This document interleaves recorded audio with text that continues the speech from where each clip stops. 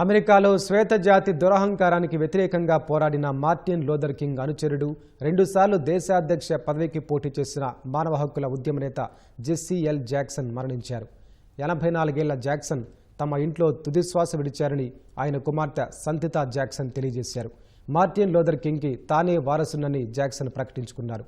అమెరికాతో పాటు ఇతర దేశాల్లోనూ నిరుపేదల సమస్యల పరిష్కారం కోసం, వారి రాజకీయ ప్రాతినిధ్యం కోసం జీవితకాలం వెచ్చించిన నిత్య ఉద్యమకారునిగా జాక్సన్ మన్ననలు పొందారు. నిరుపేదలకు విద్య, వైద్య, ఉపాధి అవకాశాల కోసం పోరాటం చేశారు. మార్టిన్ లూథర్ కింగ్ తర్వాత అంతటి నాయకునిగా పేరు గడించారు. నల్ల జాతీయులకు గౌరవాన్ని, సమానత్వాన్ని సాధించడం కోసం కృషి చేసి అనేక సందర్భాల్లో విజయం సాధించారు. మెదడు సంబంధ వ్యాధితో పాటు అనేక అనారోగ్య సమస్యలు చుట్టుముట్టిన ఆయన క్రియాశీల కార్యకర్తగా ప్రదర్శనలు, నిరసనలు పాల్గొనేవారు. జాక్సన్ సేవలకు గుర్తింపుగా 2000 సంవత్సరంలో అప్పటి అమెరికా అధ్యక్షుడు బిల్ క్లింటన్ ఆయనకు దేశ అత్యున్నత పౌర పురస్కారమైన ప్రెసిడెన్షియల్ మెడల్ ఆఫ్ ఫ్రీడమ్ అవార్డును అందజేశారు.